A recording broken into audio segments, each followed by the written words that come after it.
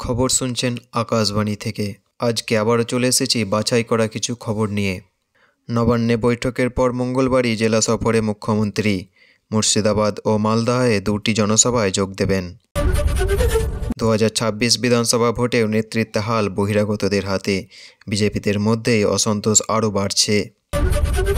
ফের সীমান্ত লঙ্ঘনের অভিযোগ, সুন্দরবন এলাকায় আটক করা হলো বাংলাদেশি 15 জন মৎস্যজীবীকে। বোমা হুমকির আশঙ্কায় আতঙ্ক, হায়দ্রাবাদগামী ইন্ডিগো বিমানের মুম্বাইয়ে জরুরি ল্যান্ডিং।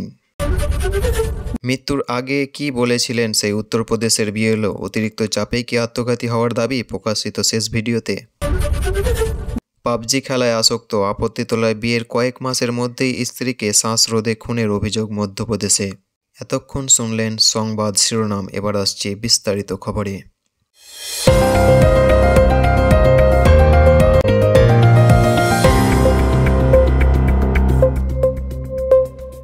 নবান্নে সরকারিভাবে বিভিন্ন দপ্তরে গত 15 বছরের উন্নয়ন খাতের অবস্থা পর্যালোচনা করার উদ্দেশ্যে মুখ্যমন্ত্রীর এক উচ্চ পর্যায়ের বৈঠক ডাকা হয়েছে। দুপুর 1:30 শুরু হওয়ায় ওই মিটিংয়ের দাবিকৃতভাবে প্রতিটি বিভাগের কাজকর্ম জনসংক্ষেপে তুলে ধরা হবে। এরপরেই তিনি সরাসরি জেলা সফরে রওনা দেবেন। সূত্র বলছে, 3 দিনব্যাপী মালদা মুর্শিদাবাদ সফরে বুধ ও বৃহস্পতিবার তিনি মাঠে দুটি জনসভায় অংশ নেবেন। এরপর কলকাতায় ফিরে এসে ডিসেম্বরের 9-এ কোচবিহারে আর একটি জনসভা করবেন। এই সফরে রাজনৈতিক আজকে দুটি বিষয় গুরুত্ব পায়। 26 বিধানসভা ভোটকে সামনে রেখে মাটিতে উপস্থিত বাড়ানো এবং 2 রাজ্যে এসআইআর নিয়ে শাসক দল ও নির্বাচন কমিশনের টানাপোড়েনের পটভূমি। মালদহে তৃণমূলের অবস্থান 24 লোকসভা থেকে কিছুটা খোঁচা খেয়ে 2টি লোকসভা কেন্দ্রের ফল মিশ্রণ। মুর্শিদাবাদে এবছর বিভিন্ন জটিলতা ও হিংস্রতার ঘটনায় এলাকায় উদ্বেগের কারণ ছিল। নির্বাচন প্রস্তুতিতে বঙ্গ বিজেপির ম্যানেজমেন্ট, কেন্দ্রীয় ভিন রাজ্যের নেতা কর্মীদের বাঁধা ভাঙা অংশগ্রহণ চলছে, প্রচারণা, সংগঠন রদবদল এবং স্টিয়ারিং কমিটির অনেক অংশে বাইরে নেতৃত্বে তত্ত্বাবধানে আনা হয়েছে। অনেক জায়গায় স্থানীয় কর্মী উদ্বিগ্ন, তারা বলছে ভিন্ন লোকেরা বাংলার মন বোঝে কি। গত নির্বাচনগুলিতে যে প্যাটার্ন দেখা গেছে তার আলোকে এবার অনেকেই সন্দেহহীন। রিপোর্ট অনুযায়ী রাজ্য পর্যায়ে বড় বড় সিদ্ধান্ত ও প্রচারসূচি অনেক ক্ষেত্রে বাইরে নেতাদের দেখলেই ভালোই বোঝা হচ্ছে। কোন জেলায় কবে কাকে করব, কারা মিটিং করবেন ইত্যাদি কেন্দ্রীয় পর্যবেক্ষকরা নিশ্চিত করেন যে তাদের নির্দিষ্ট অভিজ্ঞতা আছে। তবু স্থানীয় স্তরের এই স্টিয়ারিং নেওয়ার ফলে স্থানীয়দের তোষামোদ না হলে ঘিরে অস্তিত্ব তৈরি হচ্ছে। রাজনৈতিক বিশ্লেষকরা বলছেন, যদি মাটির নেতাদের সাথে সেতুবন্ধন না রাখা হয়, দূরপাল্লার সিদ্ধান্তের ফলে ভোটের প্রভাব সরে যেতে পারে।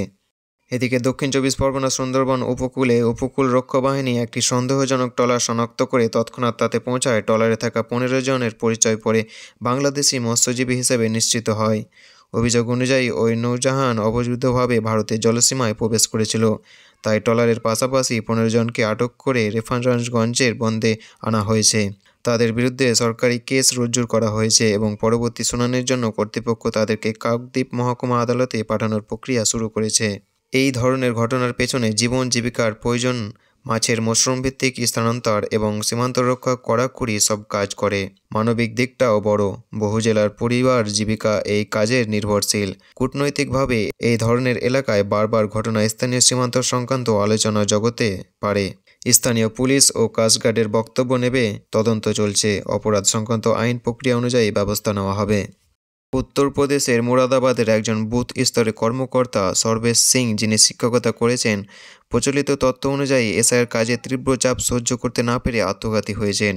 ঘটনায় শোরগোল করেছে কারণ তার মৃত্যুর আগে একটি ব্যক্তিগত ভিডিও ক্লিপ প্রকাশিত হয়েছে, যেখানে তিনি দীর্ঘদিন ধরে ঘুমহীনতা ও মানসিক প্রেসারের কথা কাঁদতে কাঁদতে স্মৃতিচারণ করে বলছেন। পরে পকেট থেকে সুইসাইড নোট উদ্ধার করা হয়েছে। এই নথির ঘটনাকে আরও সংবেদনশীল করে তোলে। এই ঘটনা আলোচনা, এসআইআর সম্পর্কিত কর্মস্থান চাপ ও সময়সীমা আর মোট ভলিউমের কাজ ও মানসিক স্বাস্থ্য সাপোর্টের ব্যর্থতা উঠে এসেছে। কর্মীরা প্রতিবাদ জানিয়েছে যে নির্দিষ্ট কর্মপরিধি ও বিশ্রাম ব্যবস্থা না থাকায় কর্মকর্তাদের উপর অতিরিক্ত বোঝা পড়েছে। প্রশাসনিক পর্যায়ে তদন্ত চলছে এবং রাজনৈতিকভাবে বিষয়টি বিতর্কের জন্ম দিয়েছে, কারণ নির্বাচনীয় কাজে তৎপরতায় কখনো মানবিক সীমা ছাড়িয়ে গেলে মূল্যবান জীবনকে আক্রান্ত করতে পারে।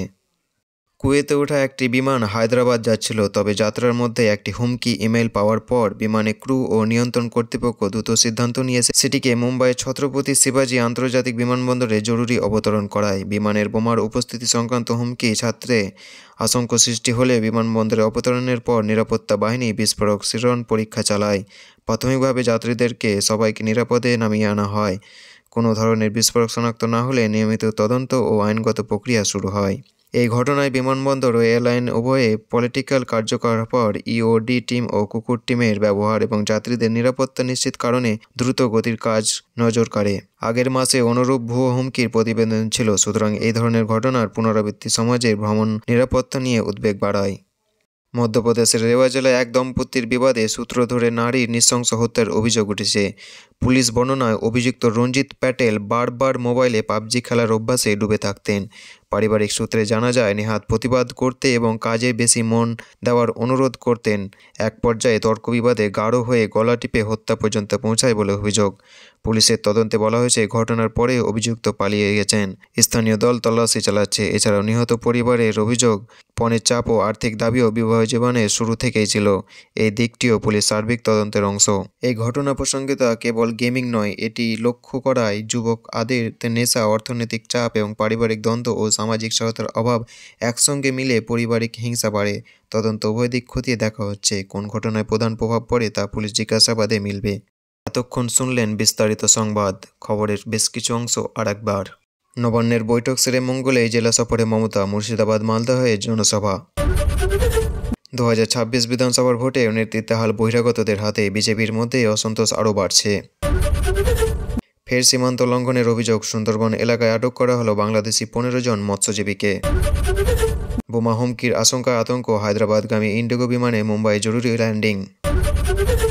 পাবজি খেলায় আসক্ত, আপত্তি তুলতে বিয়ের কয়েক মাসের মধ্যেই স্ত্রীকে শ্বাসরোধে খুনের অভিযোগ মধ্যপ্রদেশে। মৃত্যুর ঠিক আগে কি বলেছিল সে, উত্তরপ্রদেশের বিএলও অতিরিক্ত চাপে আত্মঘাতী হওয়ার দাবি, প্রকাশিত শেষ ভিডিওয়। খবর শেষ হলো।